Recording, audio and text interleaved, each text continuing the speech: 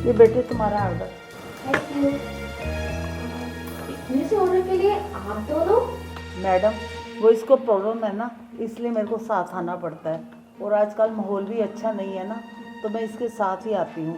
और मेरा भी आगे पीछे कोई नहीं है। ये तो आप सही बोल रहे हैं।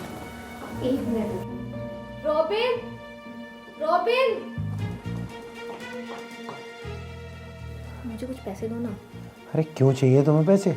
और किससे बात कर रहे थे तुम वहाँ? वो ना डिलीवरी वाले हैं और उसका पैर भी खराब है और माँ बेटी है साथ में, तो दे देते हैं ना। अरे माँ बेटी साथ में? देखूं? लो। अरे आप दोनों? तुम इन्हें कैसे जानते हो? अरे मैं कुछ नहीं जानता। ये पैसे दो और भेजो इन्हें। मैं नहीं जानता।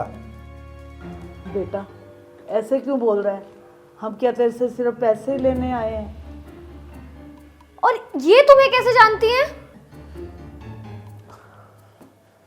अरे जानता हूं मैं इन्हें। कैसे? बताता हूं। अरे इस लड़की से मेरा रिश्ता हुआ था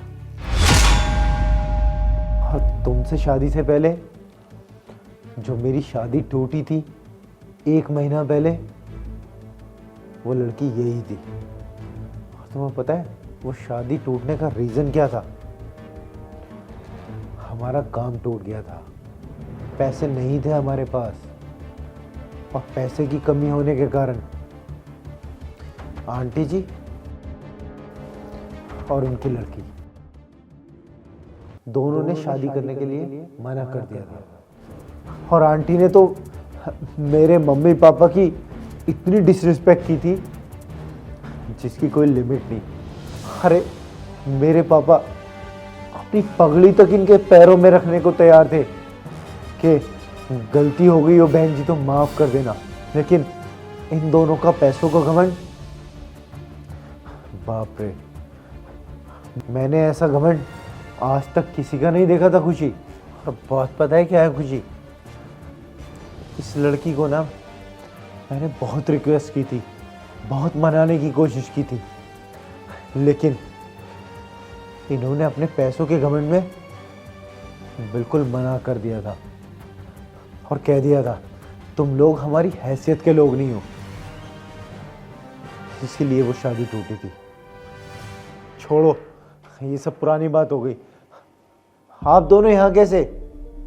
और पता है ये नामचीन लोग हैं, बहुत बड़ी हैसियत थी इनकी। अरे बहुत मालदार लोग हैं। क्या हुआ आंटी? आप और आपकी बेटी ये जॉब कर रहे हैं और इसकी ये हालत? बेटा जहाँ मैंने इसका रिश्ता किया था ना, और अच्छा खासा दहेज भी दिया था मैंने। तेरे को पता है हमारी कंडीशन बहुत बढ़िया थी, बहुत कुछ दिया था, अपनी हैसियत से बढ़ के दिया था, लेकिन फिर भी उन लालची लोगों ने 3 दिन में इसको मार मूर के घर से निकाल दिया।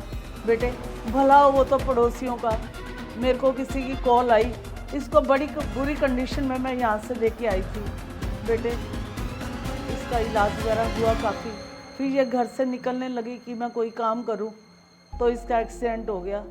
लेकिन भगवान की करनी ना, हमें ऐसी मार पड़ी कि हम इस कंडीशन पे आ गए। भगवान ना करे कि किसी के साथ भी ऐसा हो। सिर्फ 3 दिन? वैसे आंटी एक बात बोलूं, ऊपर वाले की लाठी जब लगती है ना उसमें आवाज नहीं होती। अरे आपने अपने घमंड में इतना कुछ कुछ बोला था, तो शायद ऊपर वाले ने उसी घमंड का जवाब दिया है आपको। इसीलिए इंसान को कभी बड़े बोल नहीं बोलना चाहिए। और तो और शायद बड़े बुजुर्गों ने हमेशा एक बात बोली है कि अपने से बड़ी हैसियत के लोगों में कभी रिश्ता नहीं करना चाहिए, क्योंकि वहाँ तुम्हारी कोई इज्जत नहीं होती। वही हुआ है तुम्हारे साथ। देखो आपने जो कुछ भी किया वो सब तुम्हारे साथ। खुशी, इनका नंबर ले लेना। अगर कोई भी जॉब आपके लिए या आपकी लड़की के लिए होगी तो हम कोशिश करेंगे। माफ़ कीजिएगा अगर मेरी बात आपको कुछ बुरी लगी हो या मैंने जाने अनजाने में कुछ बोल दिया हो आपको, माफ़ करना। आंटी जी, आप मुझे अपना नंबर दे दीजिए। जैसे किसी जॉब का पता चलता है हम आपको कांटेक्ट कर लेंगे। ठीक है, लिखो बेटे।